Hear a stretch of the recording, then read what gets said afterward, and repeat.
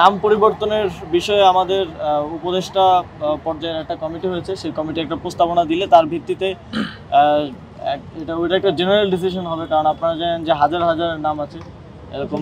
তো সেটাই সেই জেনারেল ডিসিশনের ভিত্তিতে সিদ্ধান্তটা আসবে।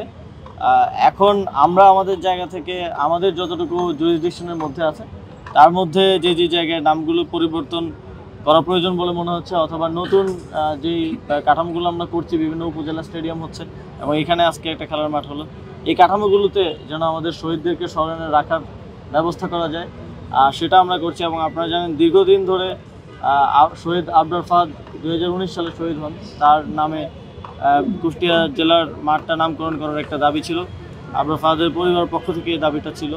তো সেই জায়গা থেকে কুষ্টিয়া জেলা স্টেডিয়ামটার নাম আবরার ফাহাদ স্টেডিয়াম নামে করা হয়েছে। মাঠগুলো আমরা পুনরুদ্ধার করব যেগুলো দখল হয়ে গেছে, এবং বাকি মাঠগুলোকেও যথাযথ সংস্কারের মাধ্যমে খেলাধুলার উপযোগী করে গড়ে তুলব। শুধু স্টেডিয়াম না, স্টেডিয়ামে তো একদম অ্যাডভান্স লেভেলের খেলাধুলাটা হয়, কিন্তু আমাদের খেলোয়াড়রা তো উঠে আছে এই ছোট ছোট মাঠ থেকেই। তো এগুলো আমাদের একটা প্রায়োরিটির অংশ থাকবে।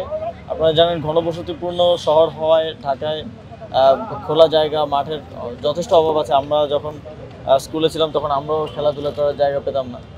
তো সেই জায়গা থেকে আমরা ঢাকায় এই মাঠগুলোকে পুনরুদ্ধার করব। এর পাশাপাশি আমরা যেই জায়গাগুলোতে এখনও শহর নতুন করে বাড়ছে, ক্রমবর্ধমান, সেই জায়গাগুলোতে যেন পর্যাপ্ত পরিমাণে মাঠ থাকে, খোলা জায়গা থেকে খেলাধুলার জন্য, সেটা নিশ্চিত করার জন্য কাজ প্রায় দেখা যাচ্ছে। অবশ্যই দেখব যে ধানমন্ডি ক্লাবের বিষয়টা কি বা অন্যান্য ক্ষেত্রেও।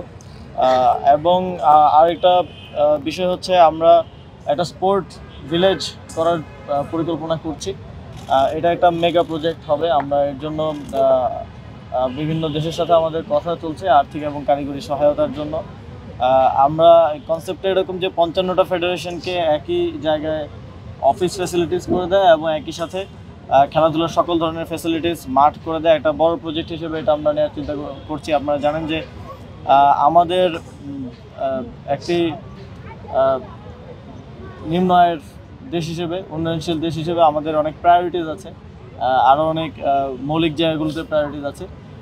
সেজন্য এটা আমরা চেষ্টা করছি যাতে যেই দেশগুলো এখন আমাদেরকে এই পরিস্থিতিতে সহযোগিতা করতে আগ্রহ দেখাচ্ছে তাদের থেকে কারিগরি এবং আর্থিক সহযোগিতাটা নিয়ে একটা স্পোর্টস ভিলেজ ঢাকায় করার এবং সেটার পরিকল্পনা চলমান আছে।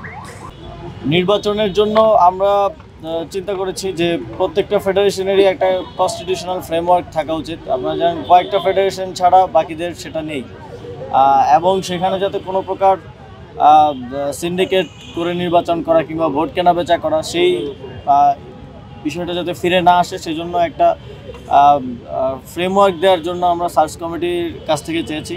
ওনারা একটা ফ্রেমওয়ার্ক আমাদেরকে দেবেন এবং তার ভিত্তিতে আমরা এনএসসি থেকেও একটা গাইডলাইন করে দিব, জেনারেল গাইডলাইন সবগুলো ফেডারেশনের জন্য। এবং প্রত্যেকটা ফেডারেশনের কনস্টিটিউশনাল একটা ফ্রেমওয়ার্ক থাকবে ইলেকশনের জন্য, যাতে করে এর আগে যেরকম ফেডারেশনগুলোতে রাজনৈতিক বিবেচনায় লোকজন এসেছে সেটা বন্ধ হয় এবং প্রকৃত ক্রীড়াবিদরাই এবং প্রকৃত ক্রীড়া সংগঠকরাই ফেডারেশনগুলোর দায়িত্বে আসতে পারে।